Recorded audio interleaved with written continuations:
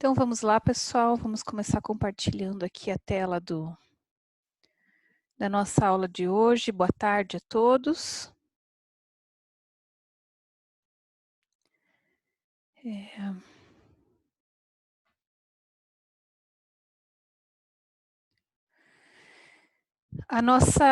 O tema que me foi proposto para passar para vocês hoje foi sobre o tratamento cirúrgico das lesões bucais. Então eu busquei os procedimentos desde os mais simplificados até os mais recorrentes. A gente vai abordar o total de 6 casos clínicos distintos, com modalidades distintas e formas de tratamento diferentes. Gente, se vocês virem uma cabecinha entrando aqui, vocês não liguem porque eu tô em casa, tá? Tô trabalhando de casa. Então vamos lá. O primeiro caso. Paciente 25 anos, sexo masculino, leucoderma, profissão estudante de música. Na anamnese, ele apresentava comorbidades sistêmicas, negava comorbidades sistêmicas. Gente, Manu, dá oi pro pessoal. Oi, pessoal. Vocês estão vendo a cabecinha dela aqui? Sim ou não? Estamos. Faz parte, gente. Isso é homework, né? Que fala. Ele não negava hábitos nocivos, negava alergias e negava o uso de medicações. A queixa principal dele, e quem já foi meu aluno provavelmente já viu esse caso, né? É que nasceu um pedaço novo de língua na minha língua. O paciente compareceu ao consultório com queixa de nascer um pedaço novo de língua na minha língua, há 2 anos. Desculpa, pessoal. E relata ter procurado anteriormente alguns profissionais que informaram que não havia nenhuma alteração ou que não sabiam o que fazer e ele relatava mau cheiro e incômodo durante a fonação. Então ele resolveu procurar um cirurgião dentista.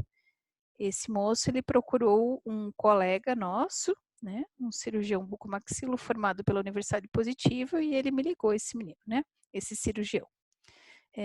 Professora, o que a gente faz, né? O que você acha que é?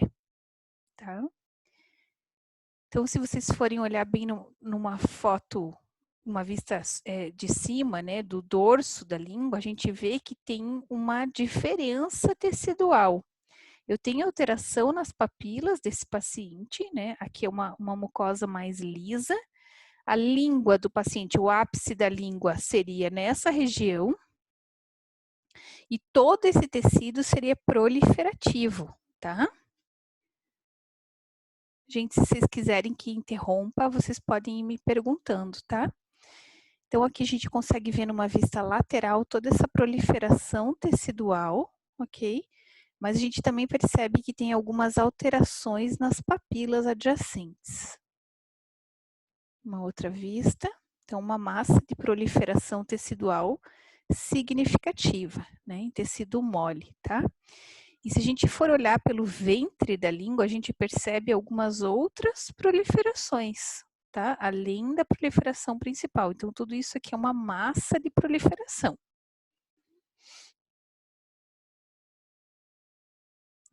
Diante deste quadro, qual seria a conduta de vocês? Eu quero que vocês ou me respondam ou me coloquem aqui no chat.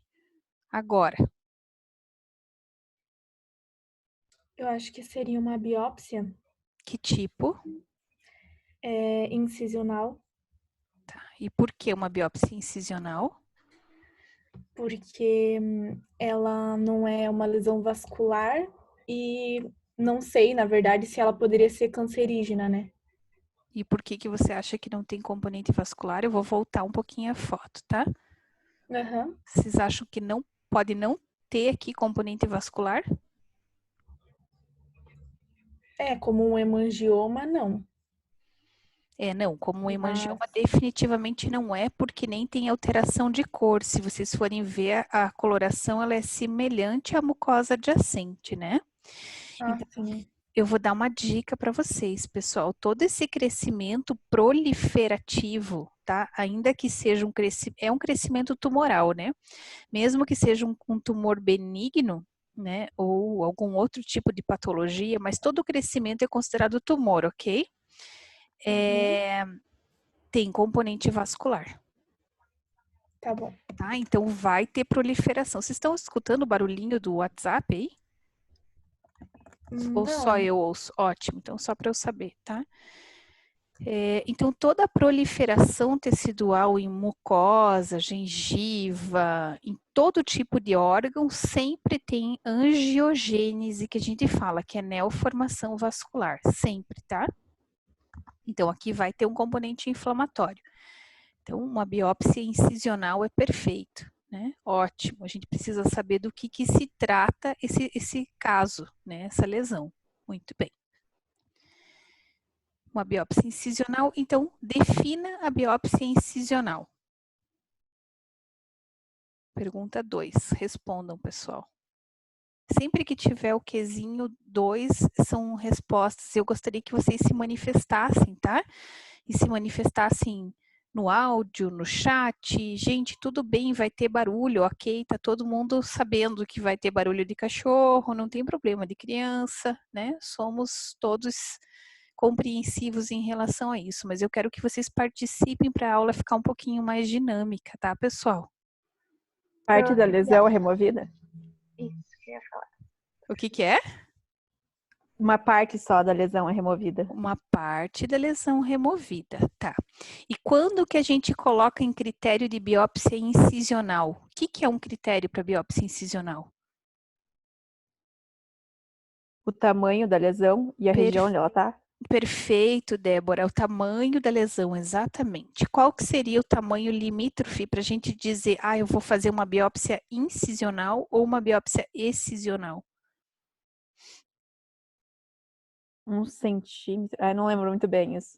1 centímetro? Vocês estão bem felizes de ver, viu? Só 5 milímetros, tá? De 5 a 10 milímetros, até 10 milímetros, o que seria 1 centímetro, a gente ainda avalia a possibilidade de fazer uma biópsia excisional. Acima disso, não, tá, pessoal?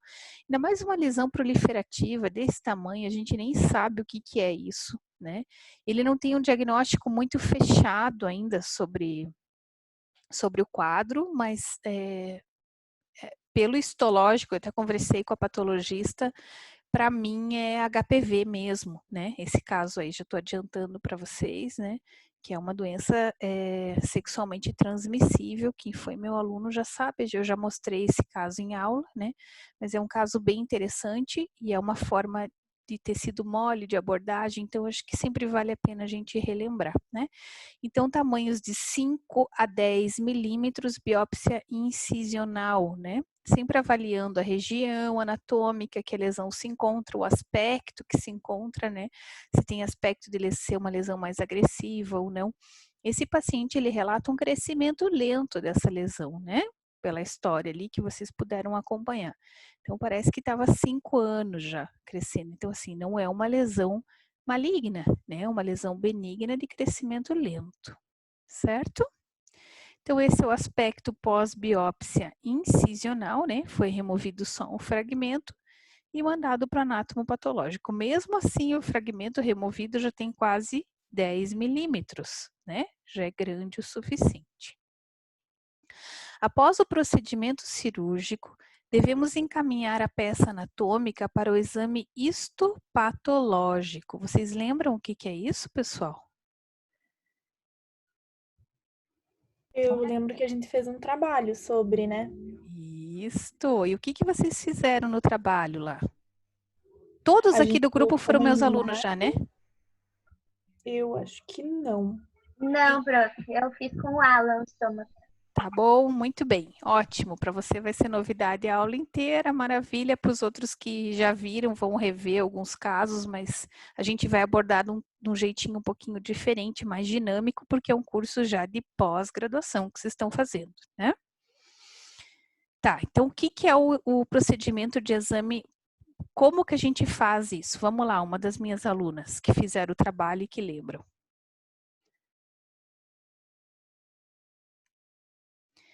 Então, só para relembrar, gente, eu pedi, né, para quem foram os meus alunos ano passado, que preenchessem, buscassem na internet uma lesão, tá?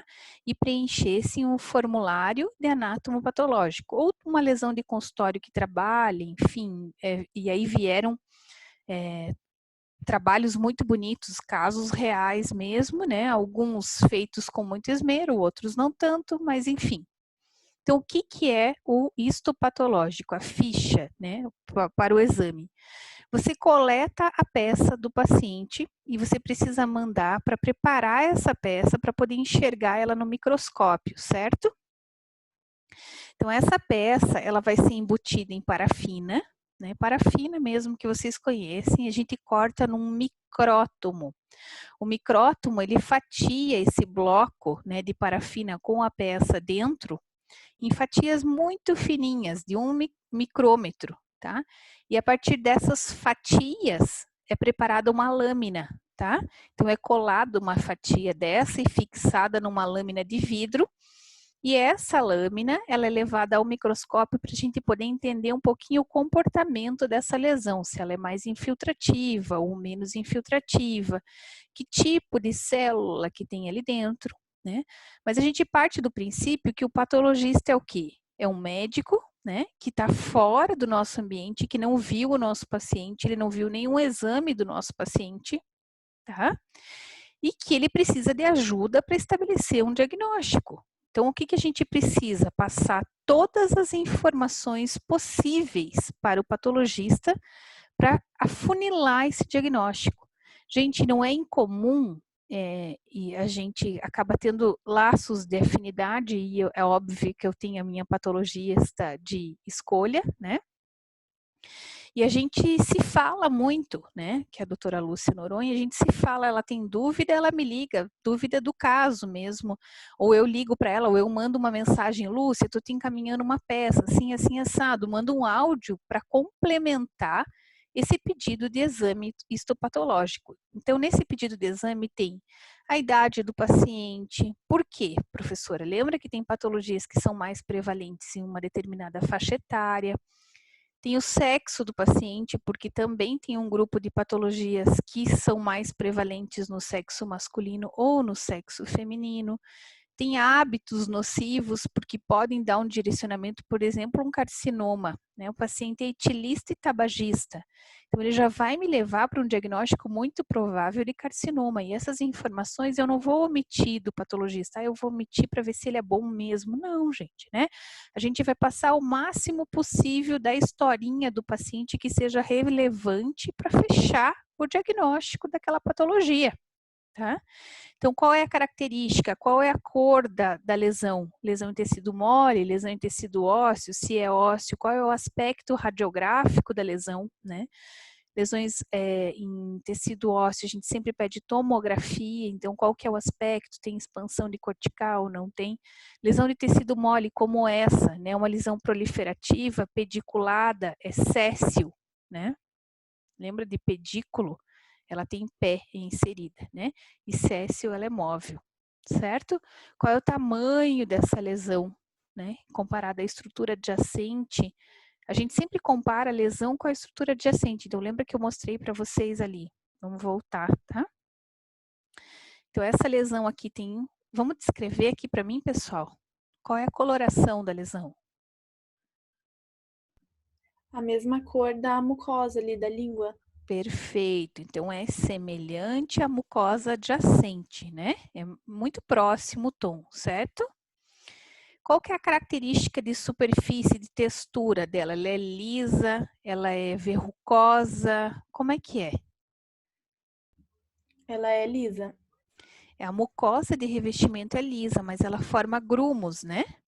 Então, a gente pode colocar isso, tá, pessoal? Ela forma como se fossem proliferações, projeções, grumos, né?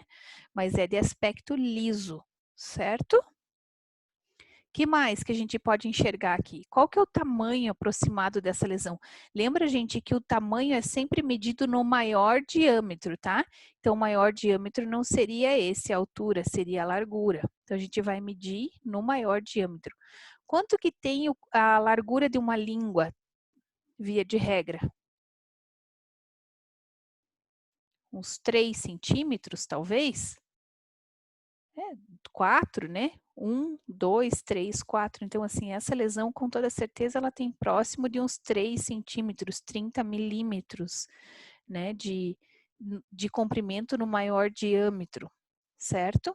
Então, qual é a localização que a lesão se encontra? Por quê, professora? Porque tem lesões que, só pela localização, a gente já diz mais ou menos o que que é.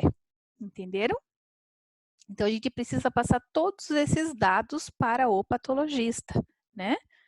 Certo, gente? Posso continuar? Pode. Então, nós paramos aqui na biópsia incisional, levamos a peça lá para o anatomopatológico, para o histopatológico, certo?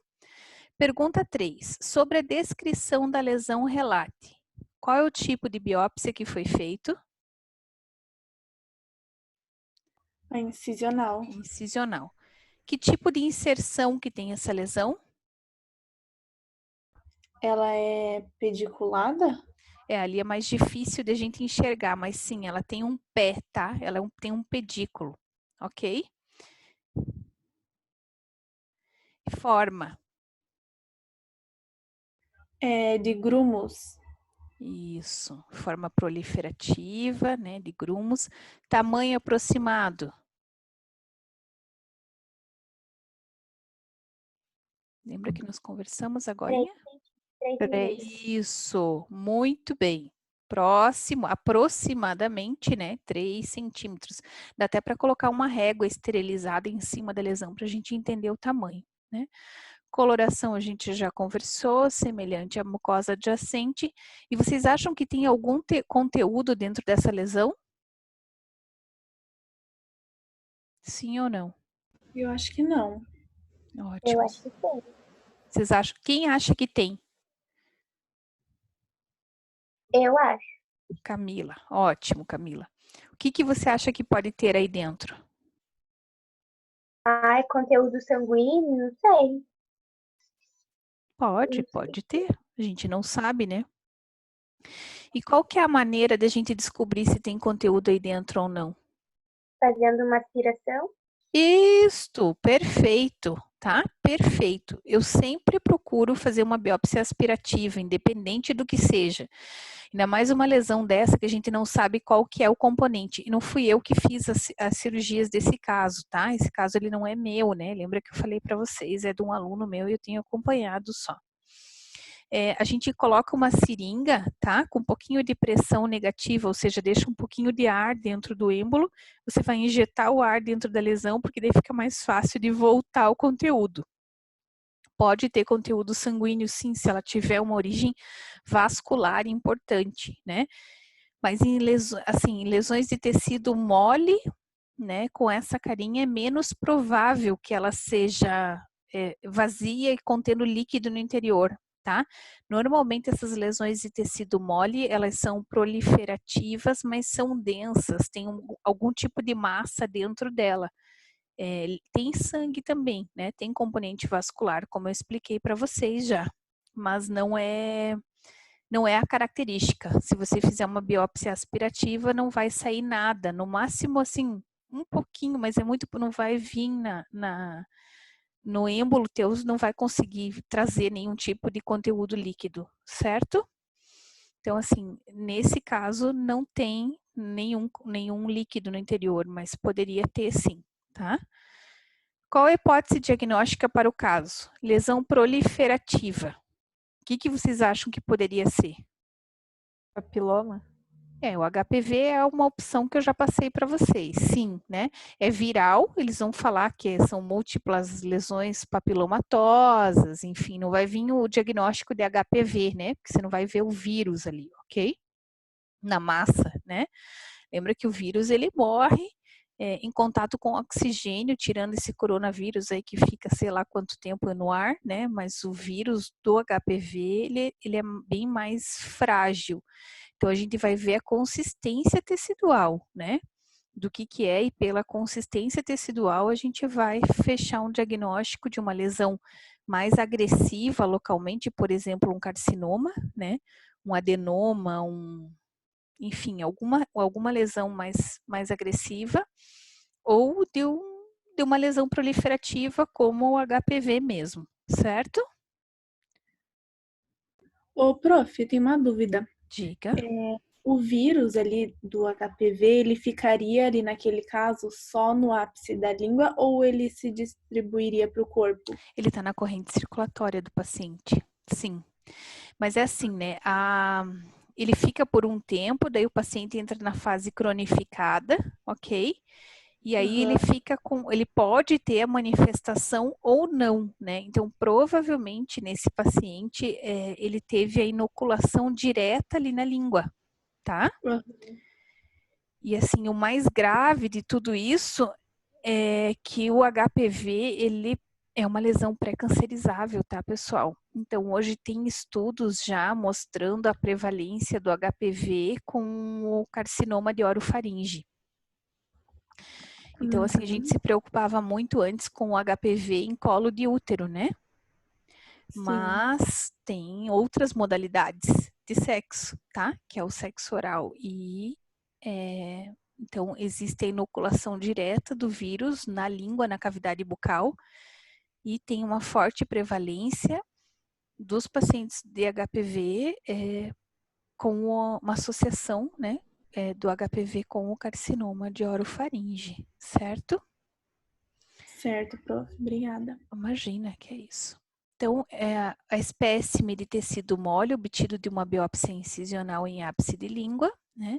A lesão é presente em ápice de língua com evolução de 2 anos, ok? Então, como parte do diagnóstico diferencial, a gente poderia incluir o HPV, granuloma piogênico, fibroma traumático e alguma espécie de carcinoma, lesões malignas, né? Então, é uma lesão tumoral bífida, né, com cerca de 4 por 3,5 centímetros, não é milímetro, né, com coloração rosa, semelhante ao tecido adjacente, apresentando-se com textura verrucosa, lembra que aqueles grumos, né, em alguns pontos lisa, a superfície é lisa, né, mas ela tem a superfície de revestimento, mas formando vários grumos, né, e esse já é um aspecto bem característico do HPV. E alguns pontos necróticos é porque a lesão ela tem uma evolução lenta e está há muito tempo aí já, né, tá, então faz necrose porque perde vascularização naquela parte daquele tecido e continua a proliferar em outro, então o paciente acaba tendo todo esse aspecto aí, né? E não tem sintomatologia dolorosa, claro que eventualmente ele acaba sentindo um pouquinho de dor quando faz algum tipo de rompimento na mucosa, né? Principalmente na junção ali da lesão com a língua, tá? Então, o laudo veio mucosa escamosa polipoide, né? Então, esses grumos todos são pólipos com edema, inflamação crônica moderada, hemosiderófagos e granuloma epitelioide não necrotizante focal na lâmina própria, certo? Ausência de malignidade. Então, carcinoma a gente já descarta de cara tudo isso. Se vocês digitarem na internet, no Google, isso aqui, vocês vão ver que a prevalência seria, o direcionamento seria para uma lesão viral mesmo, ok? Querem digitar na internet para ver o que vocês acham? Busquem lá no Google, no senhor Google. Vocês estão com o celular na mão? É fácil, só digitar isso aí, ó.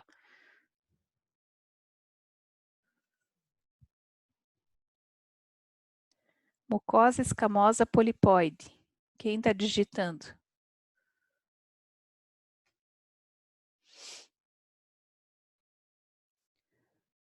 Alguém achou?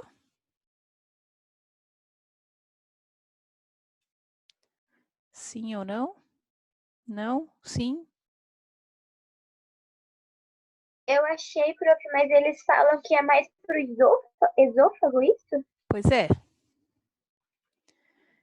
Mucosa escamosa polipoide com edema, inflamação. Você só digitou mucosa escamosa polipoide, né? É, só digitei o primeiro, não digitei. Talvez se colocar tudo ali, granuloma, epitelióide, não necrotizante, a gente vai ver que vai levar mais para o lado.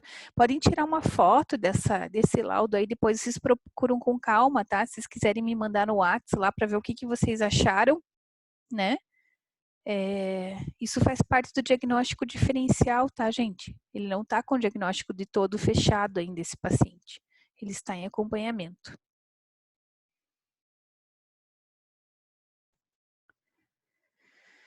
De posse do resultado do exame anatomopatológico, realizou-se um novo procedimento para a exérese total da lesão. Pergunta 5. Qual é o nome desse procedimento realizado? A biópsia excisional? Perfeito, Giovana. Muito bem, meninas. Que orgulho de vocês, né? Então, sob anestesia geral, em ambiente hospitalar, intubação nasotraqueal, tem um tubo passando lá dentro do nariz, indo para a orofaringe, tá? Para ventilar esse paciente mecanicamente, né? Fizemos a remoção total da lesão, tá? Com eletrocautério, né? Bisturi elétrico, né? Termoelétrico, porque ele vai cortando e já vai cauterizando esses vasinhos, né? Então, aqui no meio, se vocês forem ver, ó, tem bastante pontos de sangramento, né? Então, esses são os pontos de angiogênese que eu falei para vocês, tá? Todo tecido proliferado, todo tecido tumoral tem bastante vasinho sanguíneo no interior, né? Então, é uma lesão que a gente sabe que vai sangrar. Não dá para fazer com anestesia local, porque se tiver um vaso mais calibroso, aí você vai precisar de uma intervenção mais efetiva, pressão arterial controlada, e você não vai ter essas ferramentas com anestesia local. Então, é contraindicado um procedimento sob anestesia local nesse caso, certo?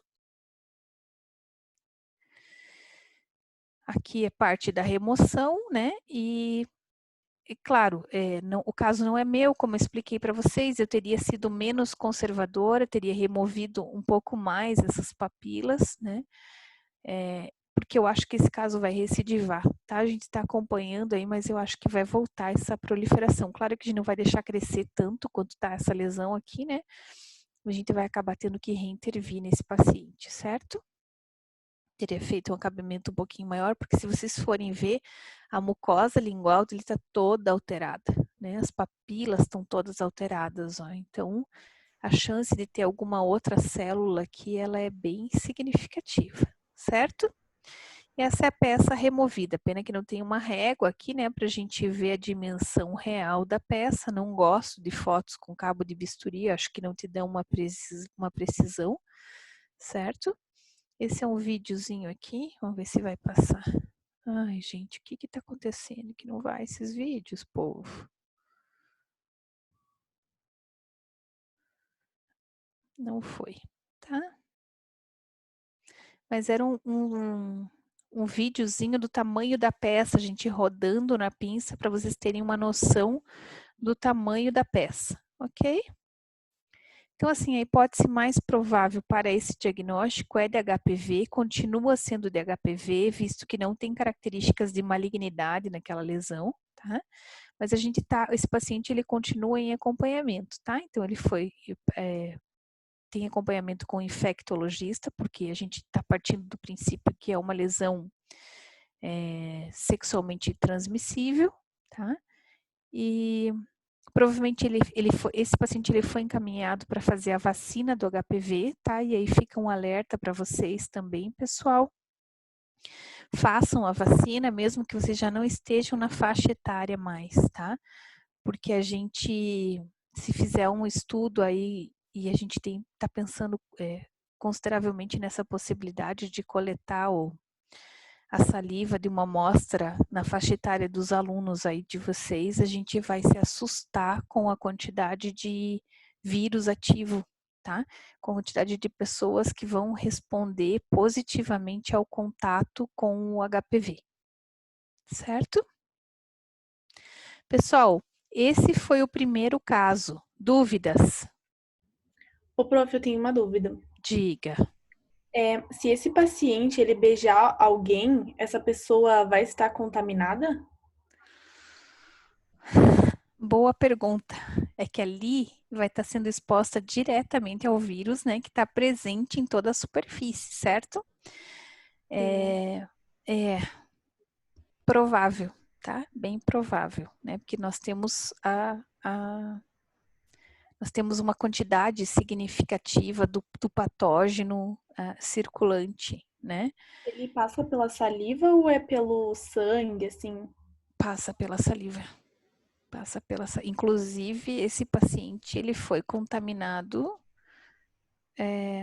pela secreção de mucosa, né, pelo sexo oral, tá, gente? Então, o paciente ele tinha o vírus na genitália e ele se contaminou com o parceiro, tá? Sim. Talvez a pessoa ela fique com o patógeno presente e não manifeste, nem todos manifestam lesões bucais, tá? Semana passada, por exemplo, eu atendi uma moça, uma mulher, né? Uma senhora já, não idosa, tinha minha idade, mas ela veio para a gente avaliar um abscesso dentário, estava com dor. Quando eu pedi para ela levantar a língua, uma lesão bem característica de HPV na base da língua, sabe? Nós vamos acompanhar, né? Eu expliquei para ela que tem uma lesão, eu não falei do que se trata, porque a gente também não pode sair alardeando o paciente, né? Mas mulher, HPV, né? Tem que fazer um Papa Nicolau aí para ver a chance essa pessoa ela ter as células do HPV no colo de útero, né? Porque a suscetibilidade ao carcinoma de colo de útero, ela é infinitamente maior ainda do que a prevalência do câncer de boca, tá? Então são pacientes de grupo de risco mesmo que a gente acaba tendo que monitorar e fazer o encaminhamento necessário para supervisão e controle de tudo isso, tá? Vocês conseguiram entender o risco da associação do HPV com o carcinoma? Então, você avaliar uma lesão, e o HPV ele tem vários formatos, formato de leque, mas é sempre uma lesão proliferativa, tá? Busquem aí na internet, vocês vão conseguir achar várias imagens de HPV, tá? Vocês vão ver que é sempre em formato de grumos, de leque, sempre uma lesão proliferativa em tecido mole.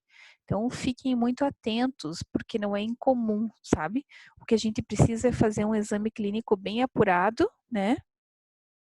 Para a gente ter uma boa noção de tudo isso e esse acompanhamento, e o paciente ele tem que estar ciente do que está acontecendo. Olha, fulano, você tem uma lesão muito característica de HPV, a gente vai fazer uma biópsia, vai remover essa lesão, tá?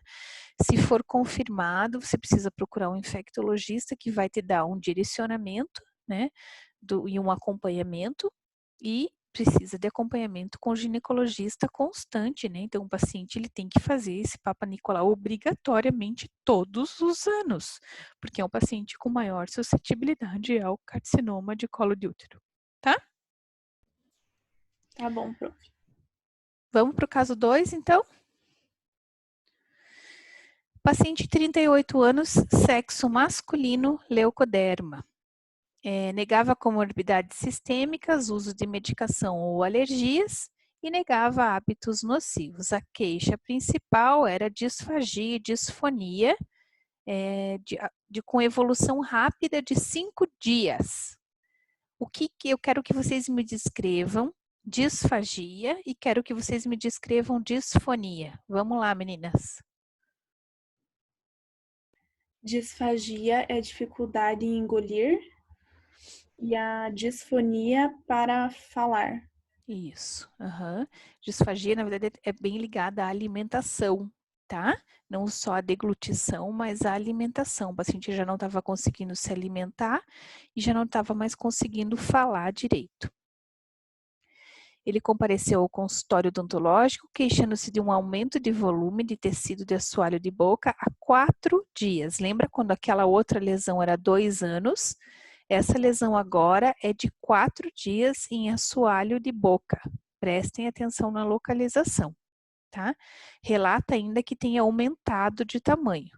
Então, ao exame clínico, essa é a imagem que a gente observa. O que vocês estão enxergando aí, pessoal?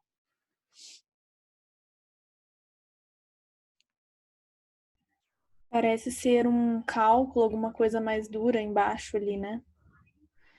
Tá, o que vocês estão enxergando aí de diferente? Desculpa. Aumento Aumento de do volume. assoalho. Aumento de volume no assoalho de boca, certo? Então, isso é um infartamento. Sempre que tem um aumento de volume, é um infartamento, tá? Então, a língua está aqui em cima e esse aumento, esse infartamento está bem localizado no assoalho da boca mesmo, tá? Que cor que tem? Essa coloração aqui é a mesma coloração da mucosa adjacente ou está diferente? É a mesma?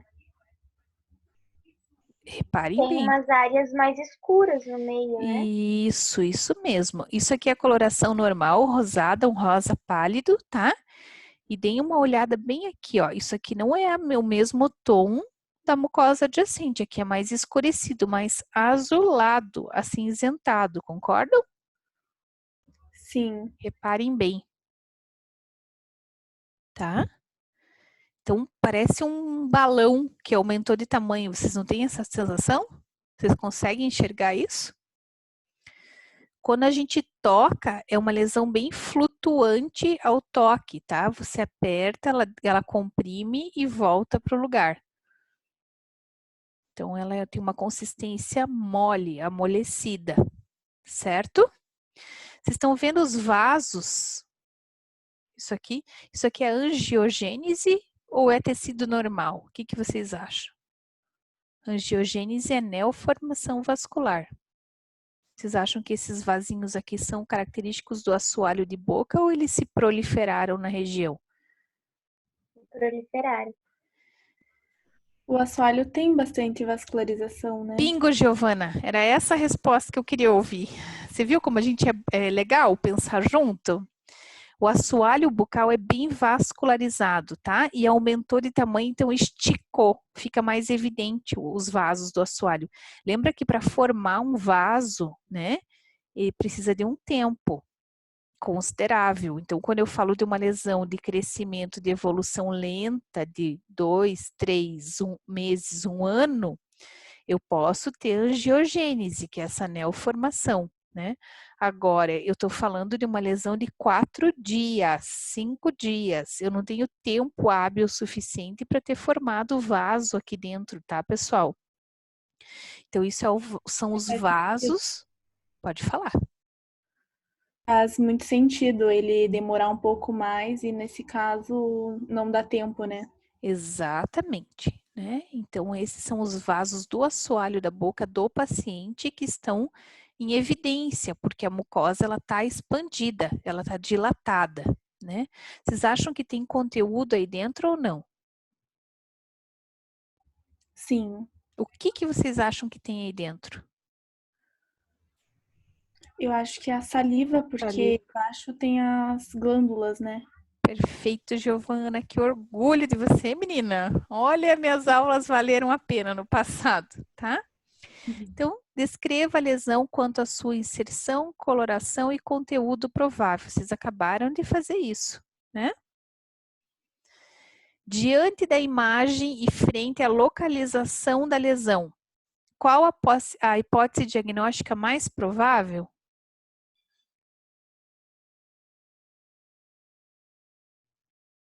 Rânula? Quem falou?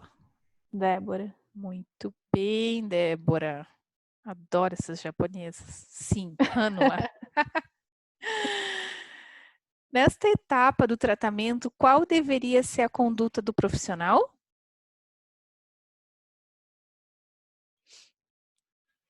Fazer uma biópsia excisional?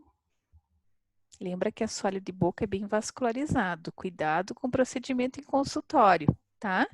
E olha o tamanho da lesão. Vamos voltar lá e vamos ver o tamanho dessa lesão. Vocês estão vendo que ela se estende dos dois lados do assoalho da boca do paciente? Então, já Sim. passou de longe de 1 centímetro. Então, exige cautela nossa, certo? Com todos esses vasos aqui, eu não te recomendaria fazer uma biópsia excisional. Então, o que a gente poderia fazer para ter certeza que é uma rânula?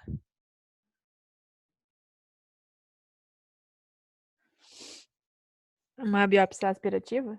Muito bem, né? Mas ainda assim eu pedi exames, tá, pessoal? Só para a gente ver se não tinha infiltrado para dentro da musculatura. E não tinha, tá vendo? Ó, bem bonitinha a glândula aqui, ó. Então, é infartamento de uma glândula, certo? Sugestivo de rânula na região submentoniana, ok? Então, conclusão, imagem cística sugestiva para rânula com conteúdo aneicoico na região submentoniana direita. Isso é uma ultrassonografia de glândula salivar, tá? É um exame barato de se fazer, né? Rápido, né? O resultado saiu rápido, mas mesmo assim, gente, eu ainda pedi um arresso para ter certeza que não tinha infiltrado, tá? Porque ele fez uma vez a lesão, a gente esvaziou a rânula e ela recidivou maior ainda, né? Falei, opa, então essa aí já é recidiva, ok? Então a gente pediu uma ressonância para ter certeza que não tinha infiltrado para dentro da musculatura, que daí poderia ser uma lesão maligna, né? Então, na rânula, imagem cística também da topografia, né, na resso.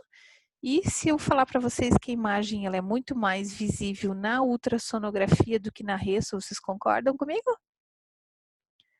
Então, a resso aqui foi preciosismo, né? Eu não consigo ver direito, tá aqui a imagem, ó, tá? Mas eu não consigo ver, visualizar tão bem quanto a ultrassonografia. A ultrassonografia é um exame que custa R$100 e poucos, né? É o mesmo exame que faz para ver o bebê lá no útero, tá? Enquanto que a ressonância é um exame que custa uns R$700, mais ou menos, tá? Então, a gente tem que pensar um pouquinho nos exames que vai solicitar para o paciente. Eu só pedi a resso porque já era uma recidiva de lesão, né? Observem, pergunta 11, pessoal. Observe a imagem abaixo e descreva o tipo de procedimento que foi realizado. O que vocês acham que foi realizado aqui? A biópsia aspirativa, não é? E o que mais? Estão vendo que tem ponto ali? Um dreno? Foi feita uma biópsia incisional, né? Só que é assim, né, gente? Quando você coloca o cautério ali, o que extravasa, ó? Tá vendo? Se colocar agulha de aspiração, já vai extravasar o quê? O que é isso aqui? Vocês estão vendo que é bem espesso? Ó. Isso é muco, tá, pessoal? Líquido, né? Essa secreção amarelada aqui é muco, ok? Então, descreva o tipo de conteúdo observado. Descreva para mim alguém. O que é esse líquido? Vocês estão vendo que ele tem uma consistência diferente. Alguém pode descrever para mim? É um líquido mais viscoso? Líquido mais viscoso. Que cor? Uma cor mais tipo mel, assim. Isso, amarelado. Lembra que vocês vão ter que colocar tudo isso na descrição do patologista, tá? Por isso que eu estou insistindo para que vocês me descrevam tudo, porque sempre que a gente fizer uma biópsia, o patologista ele precisa saber também, precisa conhecer também. Ok? Que mais, pessoal? Nada mais? Sim? Não? Sugestivo do que é isso? Vocês já me falaram, tem uma glândula sublingual aí que produz o quê? Saliva, né? Então, esse líquido aí dentro é provável que seja muco, ok? Extravasamento de muco. Pessoal, o que eu quero de vocês agora? Eu vou dar uns 15 minutinhos porque eu quero que vocês leiam esse artigo. Esse artigo é do professor Manuel Santana, ele faleceu no ano passado, né? E ele fez uma modificação para a técnica de marsupialização de rânula. Tá lá nos artigos que eu passei para vocês no grupo do WhatsApp. Então, a gente vai dar uma pausa aqui, tá? E eu quero que vocês leiam esse artigo, né? Uns 15 minutinhos é o suficiente para vocês conseguirem ler. Daqui a 15 minutinhos a gente vai voltar, certo? Para discutir sobre o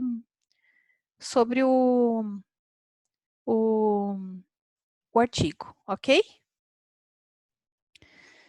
Então, voltando, pessoal, vamos compartilhar aqui a tela do artigo, né, para ver o que vocês conseguiram entender ou o que vocês não conseguiram entender a respeito deste artigo.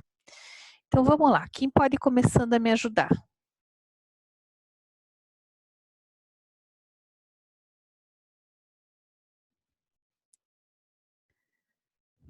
O título, ele fala que ele modificou a técnica, uma sugestão, né, de modificação.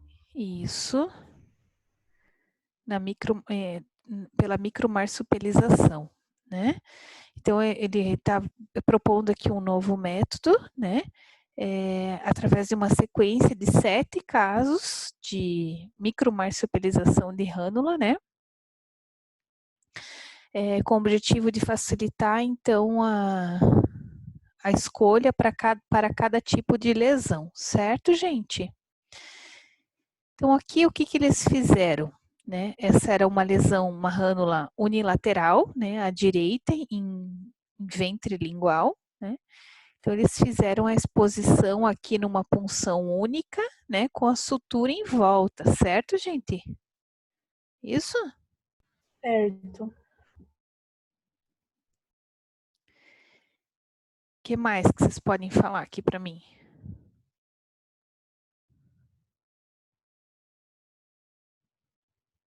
Qual que é a diferença entre a técnica de uma punção única e de várias punções?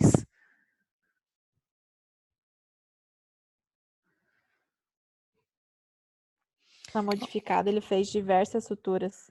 Na outra era só Isso, uma, né? uma só, exatamente. E quais foram os resultados que eles encontraram?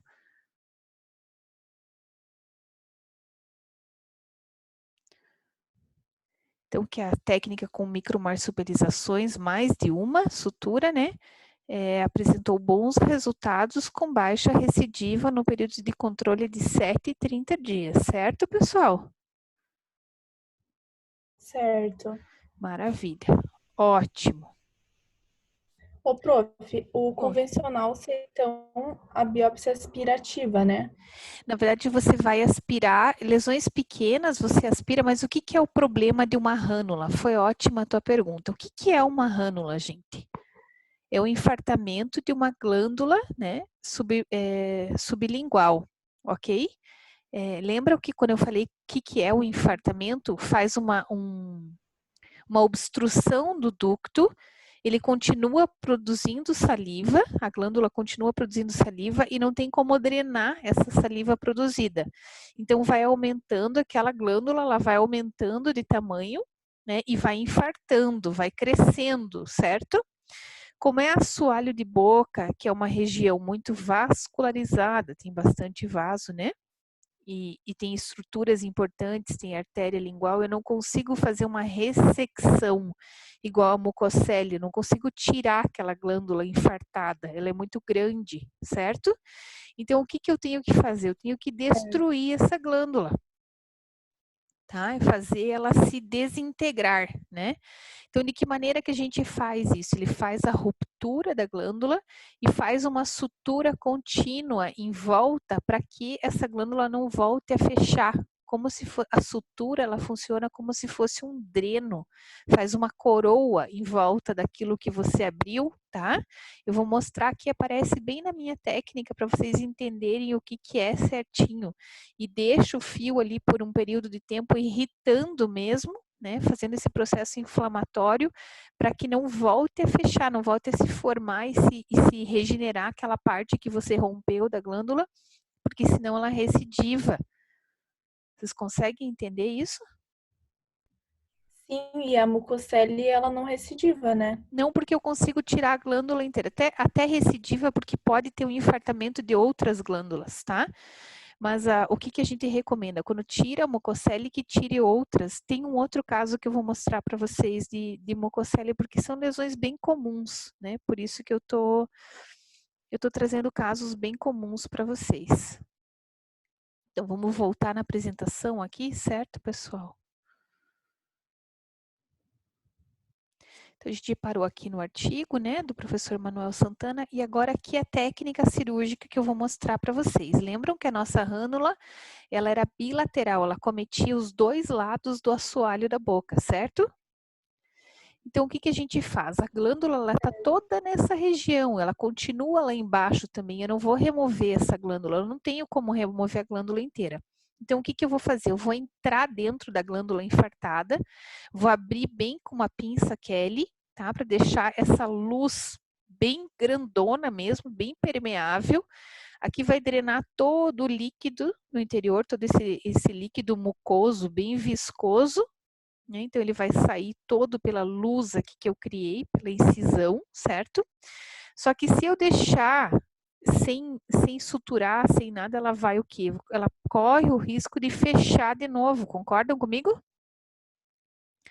Porque o reparo de mucosa, ele é bem acelerado, tá? Então, daí, o que a gente faz? O que o professor Manuel Santana propôs? Que a gente faça uma espécie de sutura circular, coroando tudo isso, né? Todo esse tecido em volta, e que isso aqui vai ser o dreno, vai ser a luz da tua glândula. Da tua glândula, ela vai se desintegrar, tá?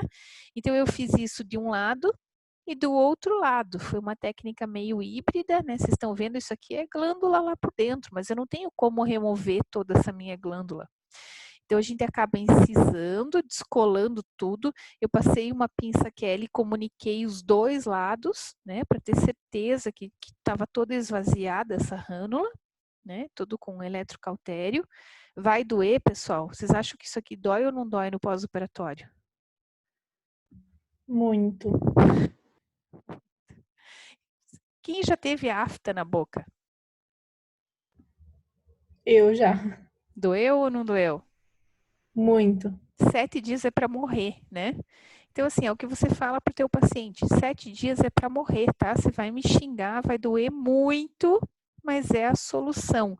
Eu preciso fazer uma grande exposição para diminuir a minha chance de recidiva. E o teu paciente, ele tem que estar ciente de que pode ser que volte tudo isso, tá, pessoal?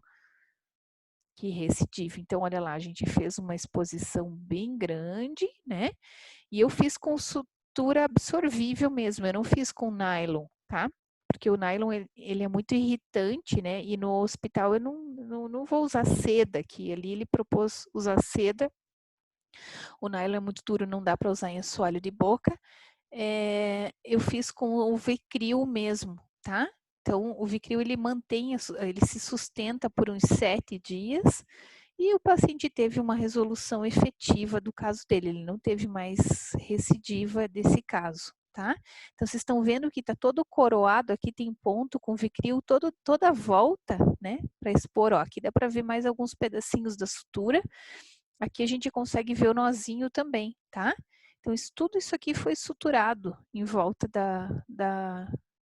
a mucosa com a parede da glândula para que deixasse aberta a glândula, permeável, porque ela vai continuar produzindo muco, né? Só que ela vai extravasar e ela vai se degenerar com o passar do tempo, porque ela vai estar aberta, tá? Vai ser reabsorvida. Tá claro isso? Vocês conseguiram entender, gente?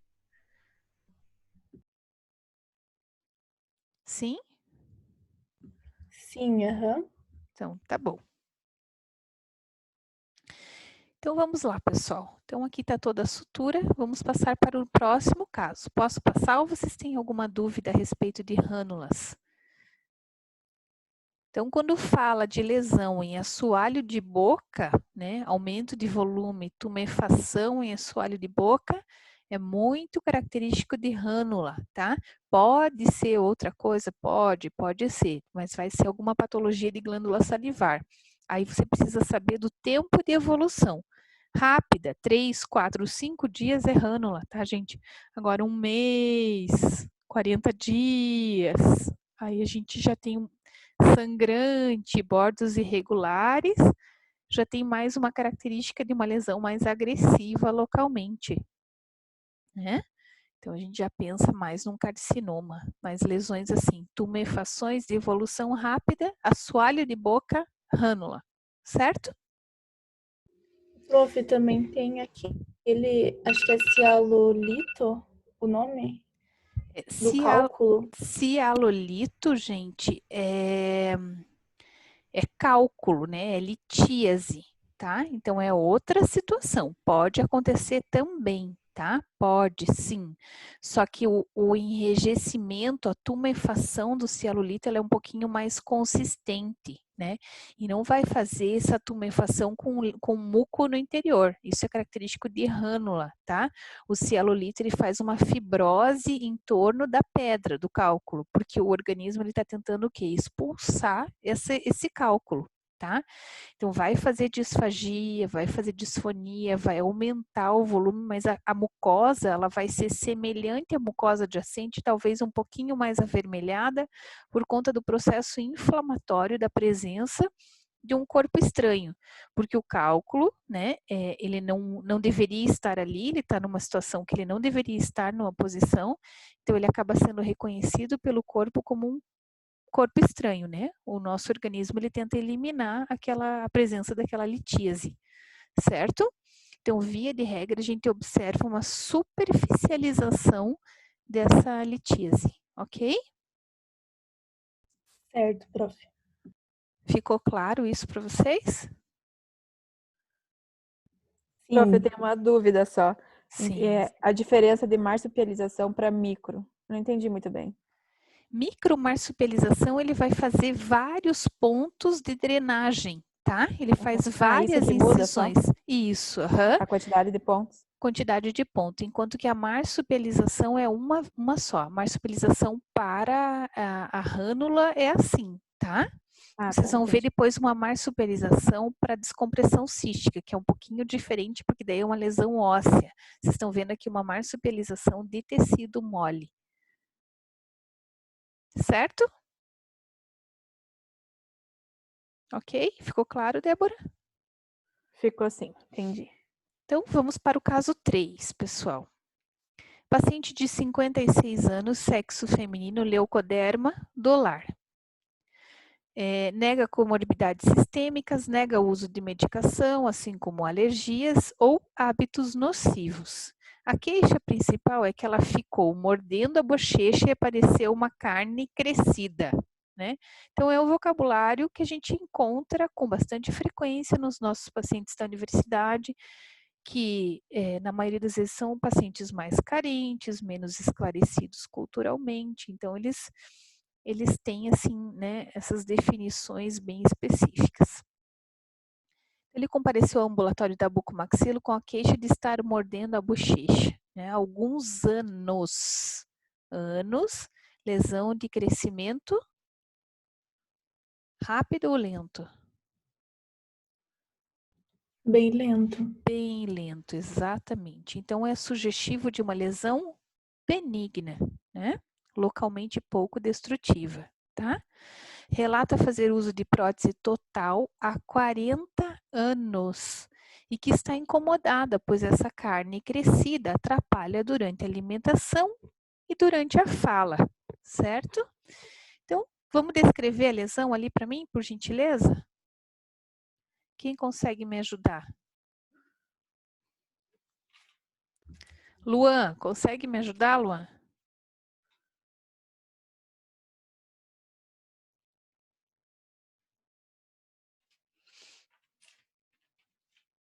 Qual é a coloração da mucosa? É a mesma da mucosa adjacente. Isso. Exatamente. Coloração semelhante à da mucosa adjacente, tá? Qual que é a inserção? A base dessa lesão, ela é igual, né? Ou ela é menor? Ela tem um pezinho menor? Ela é céssio. Muito bem, muito bem. né? Ela parece ter conteúdo aqui dentro, conteúdo líquido, quando a gente palpa essa lesão. Qual que é a consistência que ela tem? Eu acho que é firme. Firme, uma consistência mais fibrosa, né? Então, provavelmente não vai ter líquido ali no interior, certo? Certo. Tamanho aproximado, gente. Se for olhar comparativo à ponta do Minnesota, talvez 1 centímetro, né? Pode ser? É considerável? Sim. Em mucosa jugal, né? Na mucosa da bochecha do paciente. Diante deste quadro, qual seria a sua conduta? Isabela.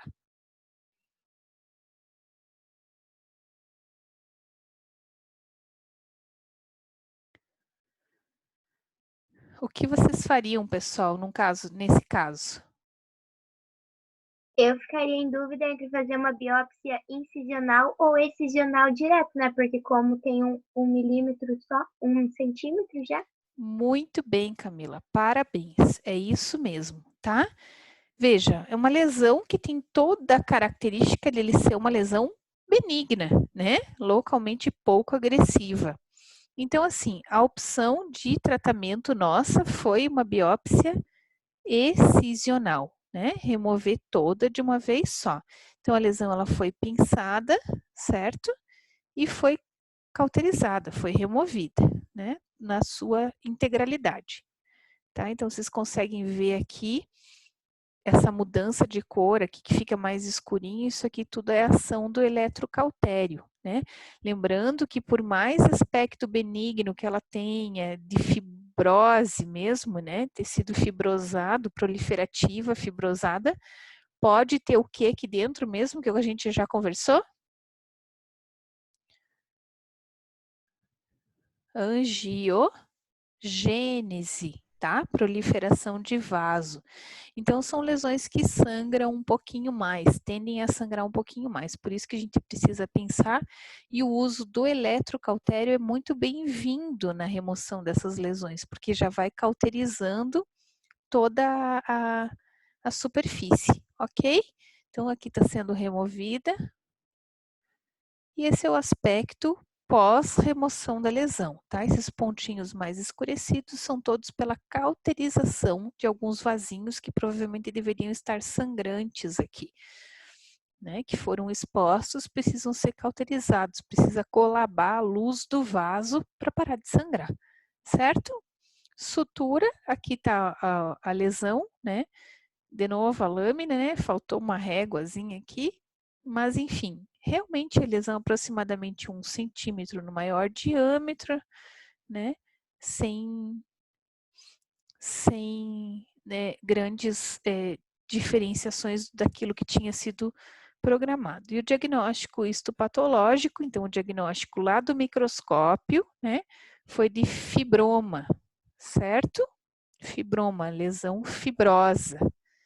Beleza, pessoal? Nós temos mais 3 casos ainda. Vocês querem fazer uma pausa agora ou querem fazer depois? Eu tô tranquila, eu continuaria. Continuaria? Então vamos passar mais esse caso, pelo menos de a gente dar uma paradinha, pode ser? Pode ser.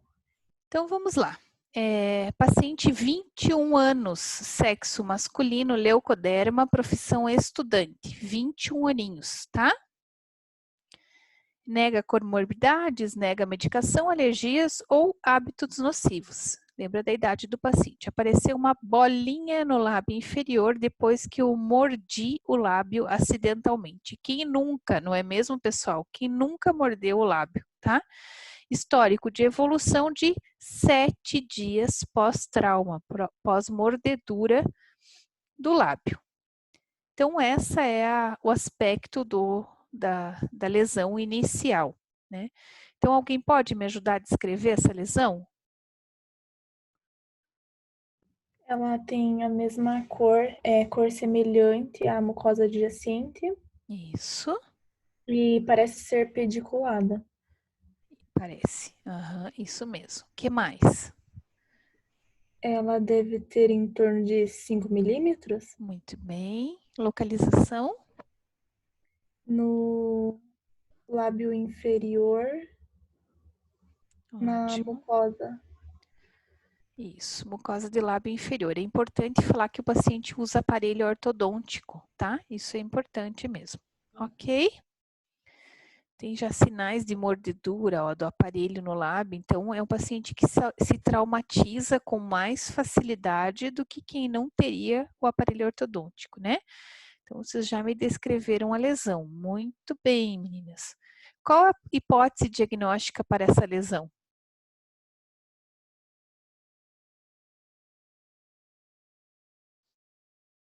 O que vocês acham que é? Quanto Mucocele. tempo de evolução, prof? 7 dias. Vamos voltar lá? 7 dias, ó. Pós-trauma, ele relata ter mordido o lábio e aí apareceu essa lesão. O paciente tem 21 anos. É diferente do fibroma, Pode né? ser uma mucocele? Não. Ou não? Muito bem, Camila. Muito bem. O professor Alan foi um ótimo professor. Provavelmente uma mucocele, tá? Lábio é cheio de glândula, né? Então imagine o lábio inferior como se fosse um gomo de uma tangerina. E dentro daquele gomo tem um monte de gominhos, certo? Aqueles gominhos seriam as glândulas salivares, né? O paciente morde e também faz a obstrução do ducto de um pequeno gominho daqueles e faz infartamento, porque continua produzindo muco e não consegue drenar. Então é muito parecido com o processo da rânula, né? O que difere é a localização e o tamanho, certo? Certo. Diante do quadro, qual deve ser a conduta do profissional? Uma biópsia excisional? Excisional? Isso. Muito bem, tá? Então, lembra que eu falei para vocês que o lábio é cheio de gominho? Ó, tem a glândula que está infartada principal, né? Mas tem outras, vocês estão vendo, que também estão aumentadas. Porque o que acontece? Essa que sofreu o trauma direto aumentou de tamanho, certo? Quando ela aumenta de tamanho lá na base dela, ela acaba comprimindo o ducto de outras glândulas menores do lado. Então, elas também estão comprometidas. Para diminuir o teu risco de recidiva, o que você vai fazer? O que você faria, Camila? Aqui. Tiraria essas do lado? Isso, muito bem, tá? Então, você vai tirar a glândula principal afetada, mas você vai esvaziar as glândulas que estão aparentemente infartadas também, ok? Dessa maneira, você diminui a chance de recidiva, porque o lábio do paciente ele já vai ficar edemaciado por conta do teu procedimento, certo? Né? E a chance de ele morder o lábio de novo até que se repare essa mucosa é enorme, né? Então, a gente já faz uma ação preventiva, certo? Vamos ver se esse vídeo vai tocar. Não vai, não tá tocando nada. Mas, enfim, tá? Aqui era, era o vídeo da remoção dessa lesão, né? Assim, a remoção e o esvaziamento de todas as glândulas marginais ali afetadas, certo? Então, aqui a gente está pensando a outra glândula, né? A principal já foi removida e está removendo a outra glândula também. Então, foram removidas as 3 glândulas menores, aparentemente comprometidas, certo, gente? Mucocele, né? Prognóstico bem bom, de ter resolução boa, de ter resolvido, mas a gente tem que ser um pouquinho menos conservador, você acaba tendo que fazer um pouquinho mais de intervenção para esse paciente, certo? Ô, prof, uma duvidazinha. Então, quando o trauma é menor, só em uma glândulazinha ali, nesse caso, a lesão também fica diferente, as características, né? Tipo, ela é pediculada, ela não parece ser muito líquida. Isso, exatamente isso. Tem muco aí dentro, tá? Vai ter muco dentro dessas glândulazinhas pequenas, mas a quantidade é muito menor do que uma rânula, porque a glândula também é muito menor. Então, a capacidade dela de acúmulo de muco também é relativamente menor. Mas se você for ver aqui nessa superfície, está alterada. Se você perfurar isso aqui, vai extravasar muco também, tá? Uhum, entendi. Entendeu? Só que a resolução da mucocele ela é bem mais fácil, porque a glândula é menor, a gente consegue tirar ela inteira. E eu não tenho essa possibilidade numa rânula. A rânula é muito grande, né? Uma rânula pequena tem 1 centímetro, 1,5 centímetros. A daquele paciente ela tinha quase 3 centímetros. Eu não tenho como fazer uma ressecção de uma glândula inteira em assoalho de boca, não para uma lesão benigna, não se justifica, sabe? Se fosse uma lesão tumoral, uma lesão maligna, aí sim, né? Mas não para uma lesão benigna. Tá explicado, gente? Sim, Sim. Então vamos fazer uma pequena pausa agora, tá? E aí a gente volta com a segunda fase da aula, tá? Uma meia horinha de descanso para vocês aí. E aí a gente já volta. Retoma às 16 horas, ok? tá bom. Então, a gente vai agora para a segunda parte da nossa aula.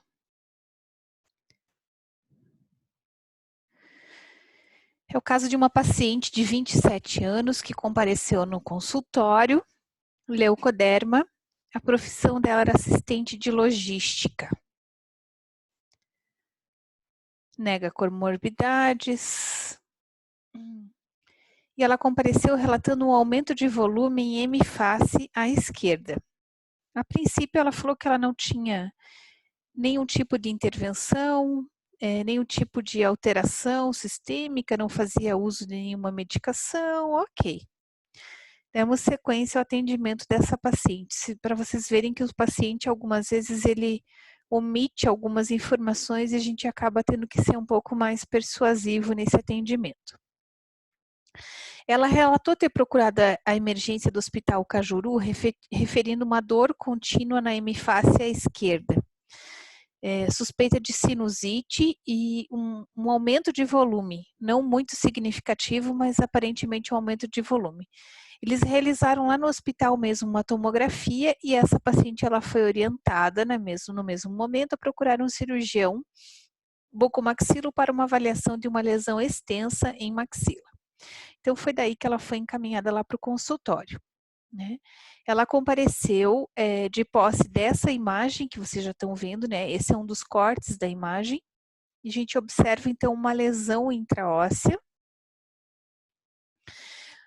radiolúcida, unilocular, ou seja, uma única cavidade, um único lóculo, medindo aproximadamente 40 por 20 milímetros, uma lesão bem extensa em hemimaxila direita, que se estendia desde o forame anterior até invadindo todo o assoalho de seio até a região de túber no posterior, né? Então, se vocês forem comparar com o lado direito, lado contralateral, ela tem uma discreta expansão de cortical óssea, né? Tá aumentado esse volume se comparado ao volume da direita, discretamente, mas ele está aumentado. Eu não tenho, por sua vez, nenhum rompimento de cortical, aqui um pequeno rompimento, mas nada muito significativo. Então, eu não tenho rompimento de cortical, tenho uma lesão bem grande, sugestiva de crescimento lento, pessoal, tá? Expandindo a cortical. Lesões ósseas destrutivas localmente, elas vão rompendo a cortical óssea, tá? Esse contorninho que vocês conseguem enxergar aqui, tá? Lesões localmente pouco destrutivas, por sua vez, elas tendem a expandir a cortical do osso. Pergunta 22. Supondo que esta paciente compareceu em seu consultório para avaliação, qual seria a sua conduta imediata? O que vocês fariam para essa paciente? A primeira coisa, ela já veio com tomografia, o que vocês fariam?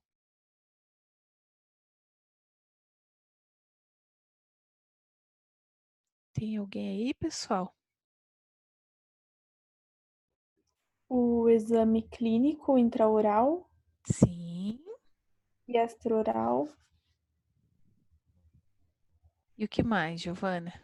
Vai, me A enche de... palpação, será? O que mais? Que tipo de procedimento? O que você faria imediatamente? Lembra o tamanho da lesão.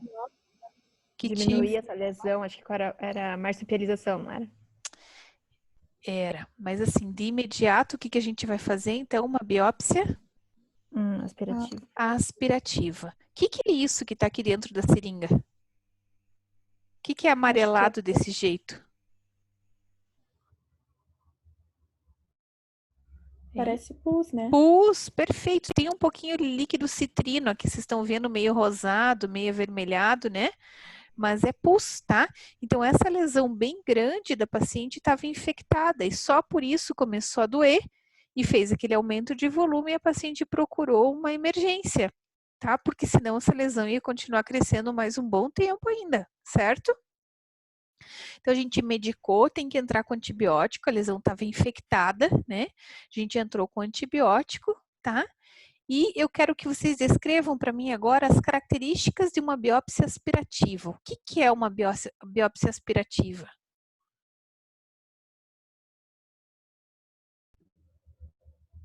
Mais um pouquinho, pessoal, tá acabando. Vamos lá, vamos participar.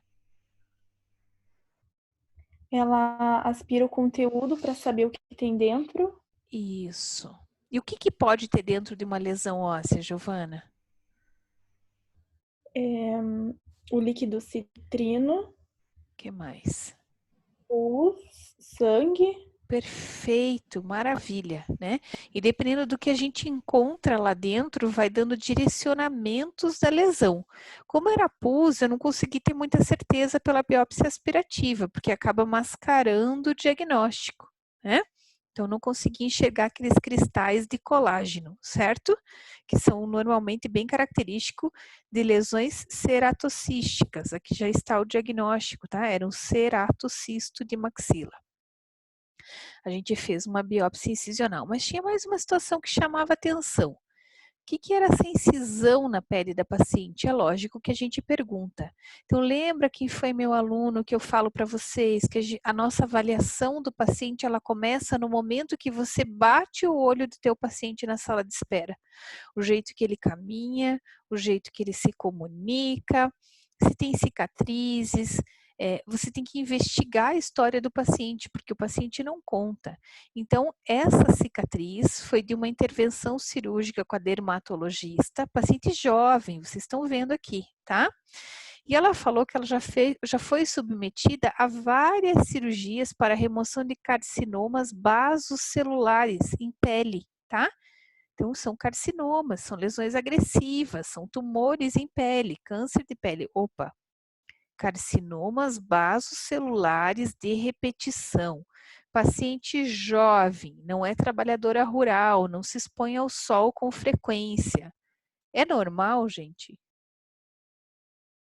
Não, né? Deve ser um fator genético. Então a gente já começa a suspeitar de algum outro padrão de doença, né? Vai na literatura. Carcinoma basocelular, vamos ver se tem algum tipo de associação. Essas pintinhas, nevos, tá? Plantares na planta do pé e palmares na palma da mão, tá? Então ela tinha nevos plantares e nevos palmares. Calcificação da sutura positiva numa tomografia crânioencefálica. Você vai juntando tudo isso, né? Faz uma biópsia incisional, né? Daí, a partir desta biópsia, a gente faz uma pequena osteotomia, se não tiver rompimento da cortical. Algumas vezes, essa tábua óssea é tão fragilizada que vocês não precisam nem usar broca, pessoal, tá? Ela é tão fininha, vocês conseguem ver o fragmento aqui, ó, como é fininha. Com o molt, vocês conseguem tirar parte da tábua óssea e remover uma parte da lesão para enviar para o anátomo patológico, ter certeza do diagnóstico. Então, eu tenho um diagnóstico de uma lesão ceratocística, certo? Como era uma lesão grande, nessa mesma etapa cirúrgica, nós optamos pela instalação de um dreno, tá? Um dreninho adaptado aí, era uma sonda, eu adaptei para a boca, alguns usam penrose, enfim. Esses drenos um pouco mais rígidos, eles facilitam a higienização do paciente, tá? Então, a gente faz perfurações e sutura nas duas extremidades. Para que serve esse dreno, pessoal? Então, lesões císticas apresentam um crescimento lento e contínuo através da compressão do conteúdo cístico sobre as paredes ósseas. Partindo desta informação, qual a função do dreno instalado para a descompressão cística? Alguém tem alguma noção? Diminuir o tamanho da lesão? E por que diminui o tamanho da lesão? Vocês lembram disso? Vocês se lembram do padrão de crescimento de lesões ósseas? Vocês lembram que é uma parede rígida, circunscrita, que tem líquido no interior, concordam comigo?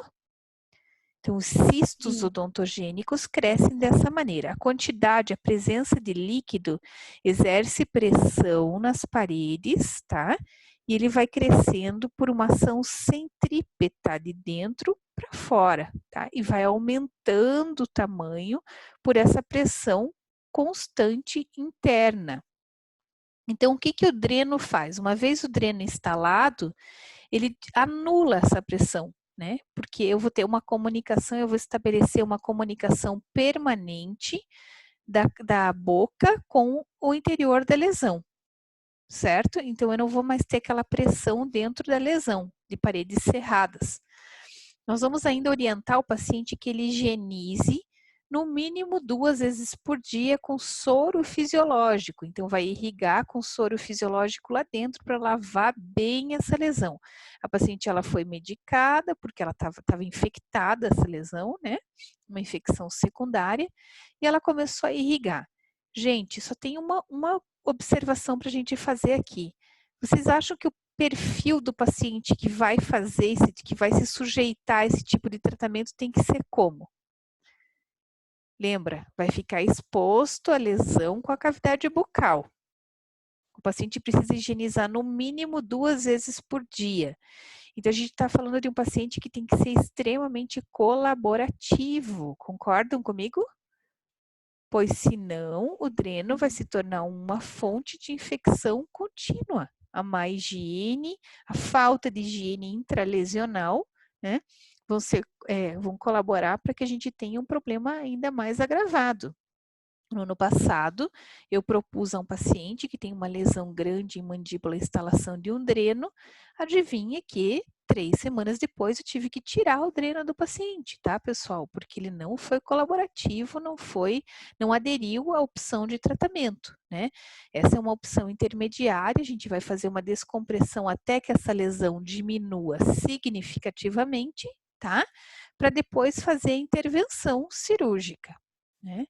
Então, na análise histológica, nós pegamos aquele fragmento, certo? E levamos lá para o microscópio. Então, essa é uma imagem histológica do que a gente vê no microscópio, certo? Aqui eu tenho um sequestro de osso, esse bem roxão aqui, certo? Esse E é um tecido conjuntivo fibroso mais denso, né? Vocês estão vendo que tem bastante tecido conjuntivo, e aqui, por sua vez, tem um tecido conjuntivo mais frouxo. Vocês estão vendo que não está tão corado, não tão firme, está mais solto. Aqui a gente consegue ver bem essas fibras, né? No B, a gente vê um epitélio de revestimento estratificado, ou seja, o que é isso? É uma camada que tem um monte de célula uma em cima da outra, certo? É pavimentoso, vários pavimentos, ok? E o que a gente vê em branco, essas regiões brancas, são todas fluidos, que pode ser líquido citrino, né? Que é um espaço amorfo, né? Não tem célula nesses espaços, certo? E aí eu mandei para vocês um artigo lá, diante de todas essas informações, né? O paciente tem calcificação craniana da sutura. O paciente tem névos plantares e palmares, carcinomas basocelulares recorrentes, e eu já tenho um diagnóstico de ceratocisto, então nós fechamos o diagnóstico para essa paciente de síndrome de Gorlin-Goltz, tá? Então ela foi enquadrada por mais de um critério como uma paciente sindrômica, síndrome de Gorlin-Goltz.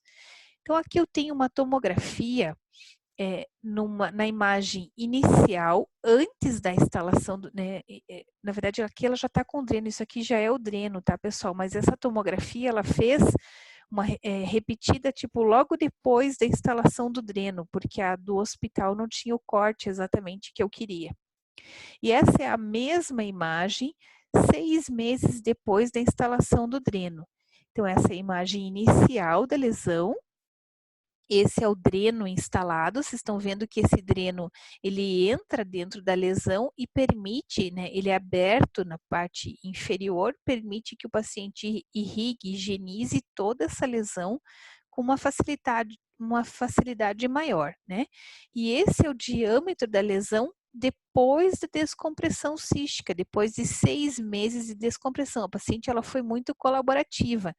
Então, eu tinha uma lesão inicial de 40 milímetros, eu reduzi para menos da metade essa lesão. Vamos voltar aqui para a gente ver. Então, aqui a gente tem o contorno ósseo, né, de toda a lesão. Ok, aqui a invasão de seio maxilar, a lesão estava toda para a região posterior. E nessa imagem, a gente já observa a formação da cortical óssea, né? Ela tem regredido inclusive a lesão dentro do seio maxilar regrediu bastante de tamanho, né? Então, 6 meses depois, nós optamos por fazer a cirurgia de enucleação cística. Então, a marsupialização ou descompressão cística, ela é parte do tratamento, não é o tratamento final. A gente não vai ficar fazendo isso até a lesão desaparecer, tá? Normalmente a gente faz até que ela reduza significativamente de tamanho. Existem trabalhos na literatura que mostram que o ceratocisto, ele pode alterar o seu padrão morfológico, histológico de um comportamento um pouco mais recidivante para um comportamento menos recidivante. Mas quando a gente conversa de ceratocisto, eu estou falando de uma lesão localmente pouco destrutiva. Ela pode sim atingir grandes proporções, como foi o caso dessa paciente, né? Mas ela não é destrutiva localmente. Eu não preciso fazer uma ressecção em bloco. Uma enucleação resolve a vida do paciente. Então, ela fez a descompressão cística, eu diminuí o tamanho da lesão. Agora, eu vou submeter a paciente a uma nova intervenção. Então, esse é um corte depois, um corte coronal depois da descompressão cística. Observem o dreno em posição num outro corte, né? E a gente já consegue ver que a gente já tem luz do seio maxilar permeável, né? Essa lesão está regredindo de tamanho. Mas eu tenho um comprometimento, uma ruptura da concha nasal inferior. Reparem a concha nasal inferior à direita e um rompimento dessa concha nasal inferior à esquerda. Estão conseguindo ver tudo isso, pessoal? Hoje eu não tenho, originalmente a lesão ela se estendia por toda a extensão do seio maxilar.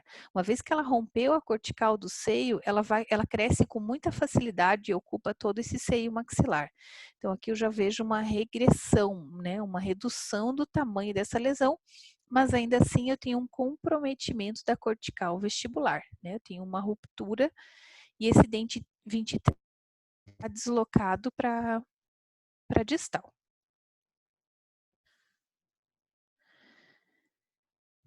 Então, a enucleação da lesão, ela faz parte do tratamento final, certo? Foi feita em ambiente hospitalar, com anestesia geral. Mas, professora, diminuiu bastante o tamanho da lesão. Eu sei que diminuiu, pessoal, tá? Mas eu tenho comprometimento de concha nasal. O que o nariz... O que acontece quando a gente leva um soco no nariz? Que vocês veem esses lutas, nem sei como é que, né, eu não gosto muito disso, enfim, acho desnecessário, mas respeito quem gosta. Essas lutas, jiu-jitsu, muay thai, enfim, né, essas lutas livres aí. que vocês veem? O que acontece quando alguém bate no nariz do adversário, do oponente? A gente observa epistaxe, que é aquele sangramento espontâneo. Então, imagine você mexer na mucosa nasal do paciente, né? Com comprometimento de toda a mucosa, toda a concha nasal inferior. Então, o que vocês acham que vai acontecer? Vai sangrar, né? Então, a paciente ela foi submetida a um procedimento sob anestesia geral. Vejam que o dreno, ele teve um crescimento, uma proliferação e encobriu parte do dreno, mas mesmo assim ela conseguia irrigar, ela levantava essa proliferação, tá? E conseguia irrigar. A gente não removeu porque essa proliferação ela ajudava a estabilizar o dreno. Não é incomum você ter que refixar o dreno, tá, pessoal? Ele acaba sendo expulso, né, do corpo. É um corpo estranho. Então, o ponto, a sutura vai soltando, né? E o dreno vai sendo expulso. Essa incisão com bisturi elétrico, uma pontinha de microdissecção, ou seja, uma pontinha bem fininha, tá? E uma incisão com lâmina fria. Lembra que a nossa incisão tem que sempre ser em osso sadio, tá? Para fechar esse rebordo. Então, eu estou incisando mais para a região de gengiva inserida, a gente descola tudo isso, né? Para a gente poder fechar esse rebordo em cima de osso saudável, né? Então, essa aqui é a perfuração onde estava instalado o dreno, né? Aqui eu já consigo ver parte da cápsula cística, né? O osso bem fininho ainda, é fininho, tá? Eu consigo remover tudo isso com uma cureta de Moltke. Se for um osso mais espesso, como mandíbula, lesões mandibulares, por exemplo, a gente pode passar uma broquinha esférica e confeccionar essa janela, que tem que ser relativamente grande para a gente ter acesso à lesão, tá?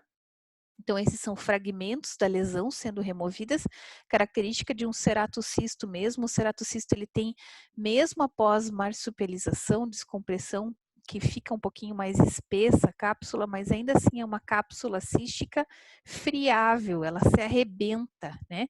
E essa é uma das características que torna o ceratocisto mais recidivante, certo?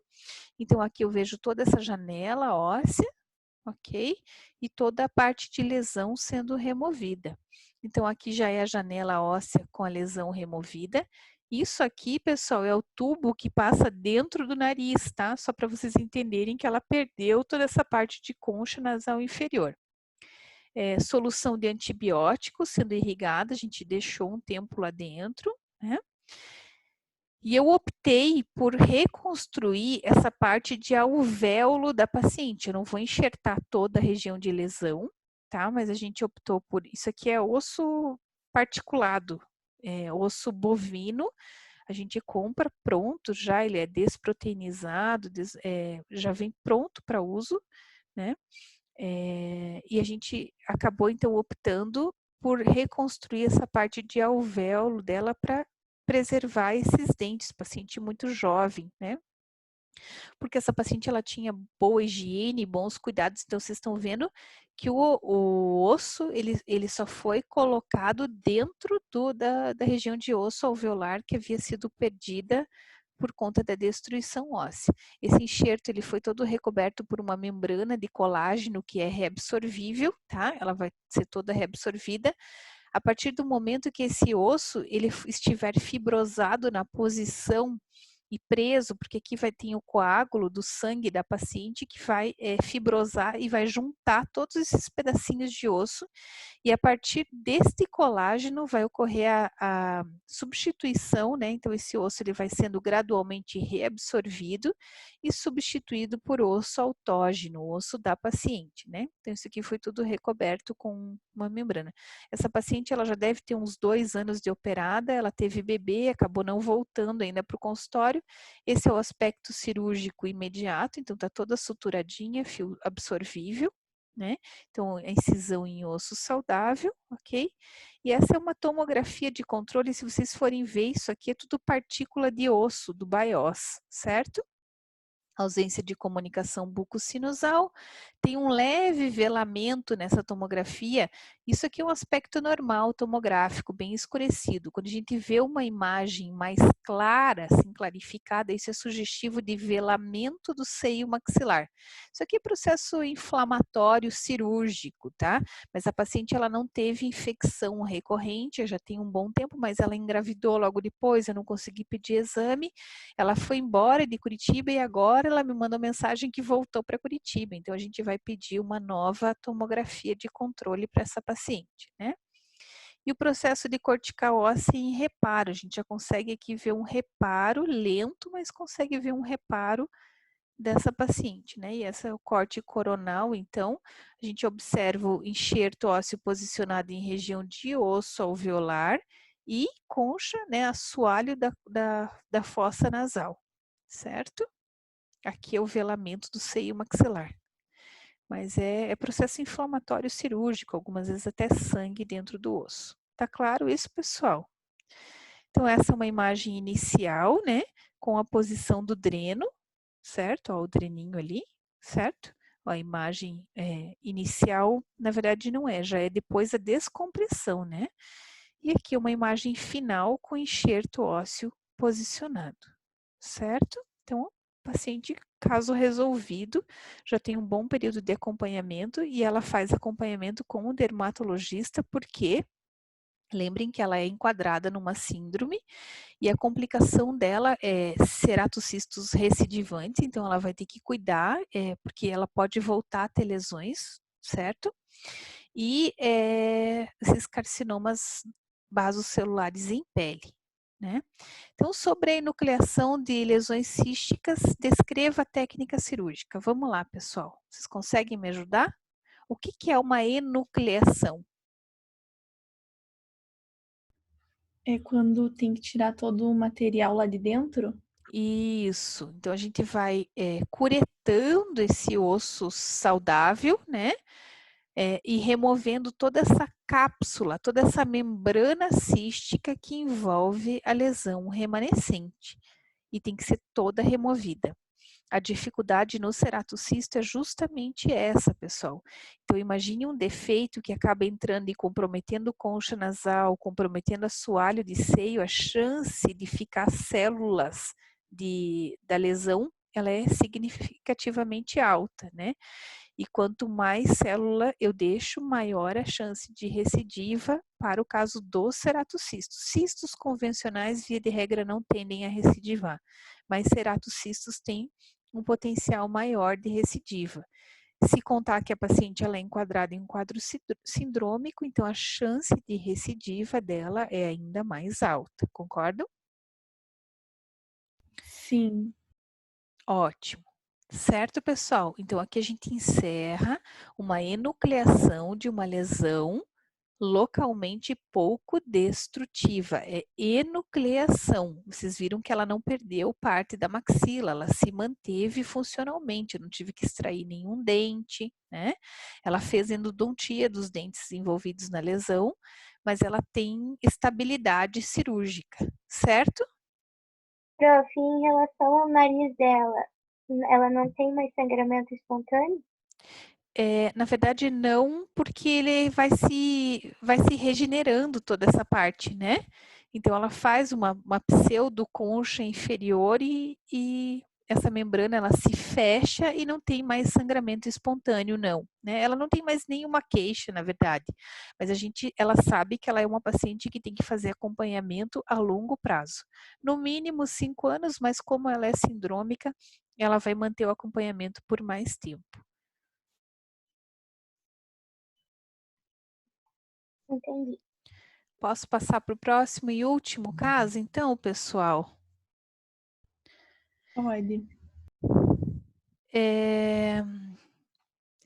Então, essa paciente é o oposto daquilo que vocês viram no ceratocisto. Eu não estou falando que o ceratocisto não tenha complicações, ele tem, ele é recidivante, a paciente ela é enquadrada dentro, né, de uma síndrome, ela tem carcinomas em pele, né, ela tem as suas complicações razoavelmente bastante na vida dela, inclusive, né?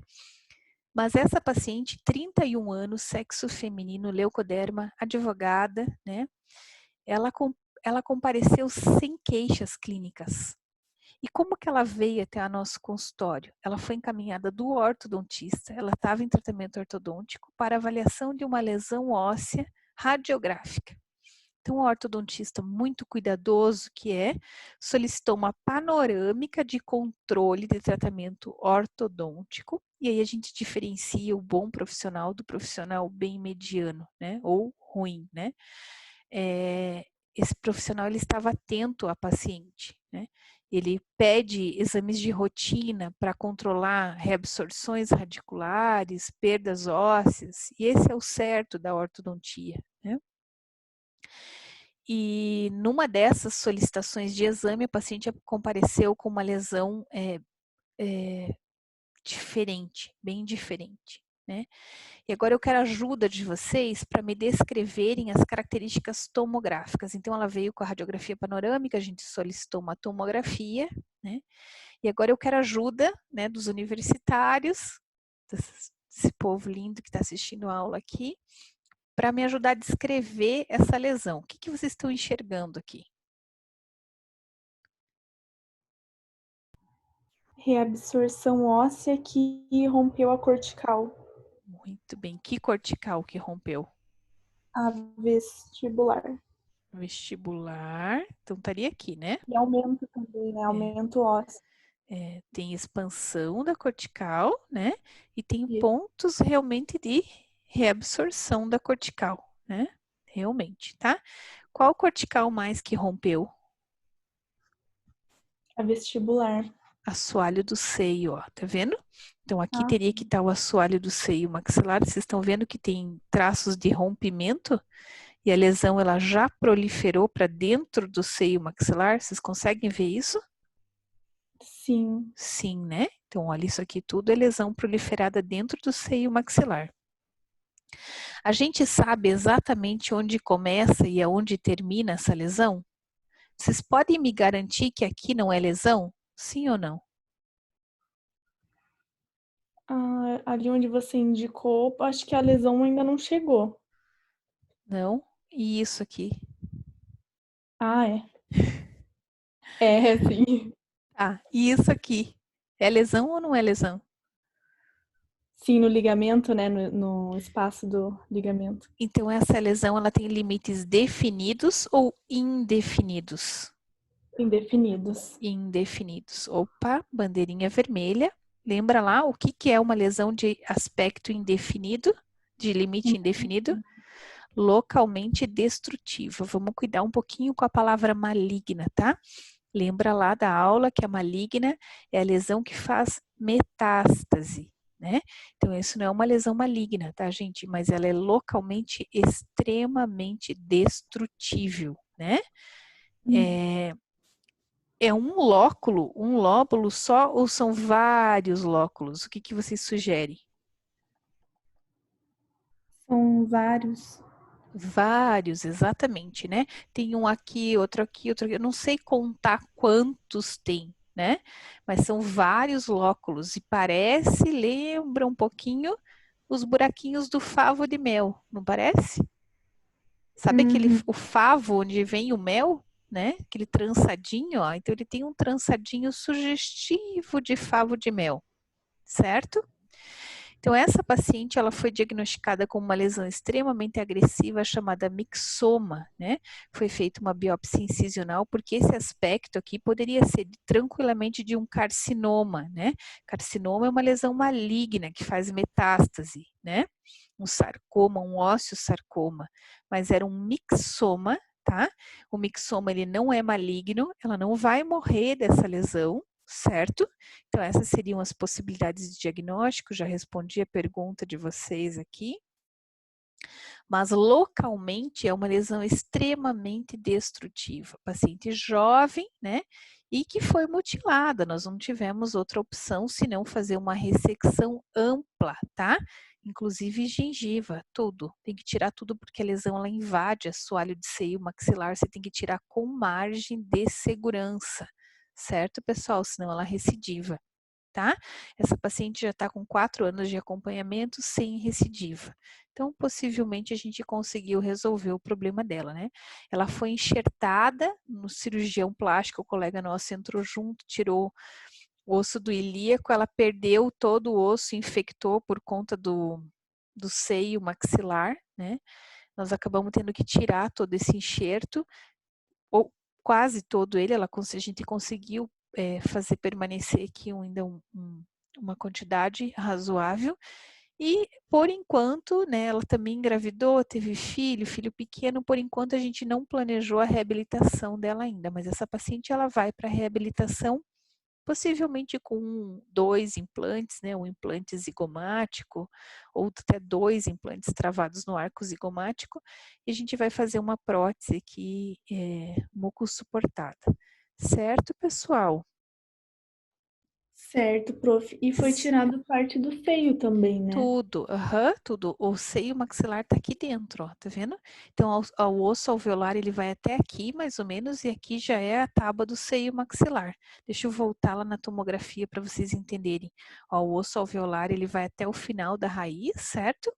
E aqui já é assoalho de seio maxilar. Nós tiramos praticamente mais uma altura de dente para cima ainda. Vocês conseguem ver isso? Ó, o dente termina aqui, tem mais uma altura, a mesma altura do ápice até a raiz para cima ainda, né? Então, quando a gente volta lá na tomografia, é mais ou menos isso, tá? A gente fez um guiazinho para conseguir saber aonde que precisava cortar com margem de segurança. Tudo bem que essa lesão aqui, ela invadiu o seio, ela não tinha multiplicado ainda no periósteo, mas a gente ficou com um pouquinho de receio e fez uma margem mais amplificada de tudo isso. Mas, assim, a paciente fica mutilada, né, gente? Paciente jovem não tinha uma cárie nos dentes, ó, tá vendo? Então, assim, isso é de cortar o coração. Isso me destrói o dia, né? Destrói o dia de qualquer um. A gente não fica bem quando tem que fazer esse tipo de intervenção mais agressiva, né? Então, gente, isso é uma ressecção óssea, né? Isso é tirar um bloco ósseo por uma lesão localmente destrutiva, recidivante. Então, precisa ter margem de segurança. O oposto do ceratocisto, né, que até pouco tempo atrás era considerado mais agressivo, foi tirado da classificação, né? É uma lesão cística, certo? Ela foi colocada onde ela não deveria ter saído na classificação de doenças. É um cisto, tem o cisto paraqueratinizado, que ele é um pouquinho mais agressivo, mais recidivante, mas não a ponto de a gente ter que fazer uma ressecção assim como essa. Ele responde bem a uma descompressão cística e a uma nucleação, de repente com solução de Carnoy, aí nós temos outras opções, né? Agora um mixoma, um ameloblastoma são lesões que não respondem a tratamentos mais conservadores, então tem que ser um pouquinho mais radical nesses tratamentos mesmo, pessoal, né? Prof, Infelizmente. o mixoma, então, ele não é maligno. O mixoma não é maligno, ela não vai morrer porque ela vai ter um mixoma, ela nunca vai ter que fazer nem químio, nem radioterapia, tá? Mas ele é localmente bem destrutivo. Entendi. Vocês entenderam a diferença? É Sim, diferente de um carcinoma, de um sarcoma, por exemplo, um osteosarcoma, um fibrosarcoma, né? Que ele, além de ser localmente destrutivo, tem que fazer uma ressecção, mas ele responde à radioquimioterapia, mas ele tem potencial de metástase também, tá? Não é o caso dessa paciente. Certo, pessoal? certo, prof. Gente, deixa eu só interromper um pouquinho aqui a gravação.